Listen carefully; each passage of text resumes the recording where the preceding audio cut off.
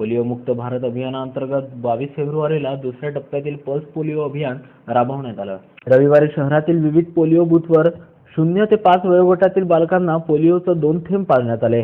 सकाळपासूनच लहान बाळांना पोलिओ पाजण्याकरिता नागरिकांचे पोलिओ बूथवर गर्दी दिसून आली।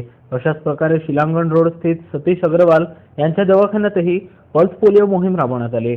भारताने पोलिओ मुक्तीचे 100% लक्ष्य गाठले आहे। त्यामुळे भारतात नवीन पोलिओ बाधितांची संख्या कमी आहे। पोलिओ मुक्तीचे लक्ष्य पूर्ण झाले असल्याने बाळांना 5 वर्षापर्यंत सतत पोलिओ पाजण्याचे प्रमाण कमी होत आहे। काही जण एकदाच मुलांना पोलिओची लस देतात, परंतु या लसीचा प्रभाव वर्षाअखेर कमी होतो। त्यामुळे दरवर्षी या अभियानामध्ये सहभागी होऊन प्रत्येक वर्षी बाळांना पोलिओ डोस पाजण्याचे आवाहन डॉक्टर काळे यांनी या प्रसंगी केलं। पोलियो अगर 50 साल पहले भी एरेडिकेट हो गया होगा, पोलियो मुक्त देश आपको होगा, फिर भी आपको 100 लड़कों या हजारों सालों तक पोलियो का वैक्सीनेशन चलाना ही होगा, क्योंकि पोलियो में रिजर्वायर रहते हैं। ये पोलियो वायरस कहीं ना कहीं रहता है, जिसे वाइल्ड पोलियो वायरस कहते हैं, जो जानवरों से अपने हाथ में आ सकता है।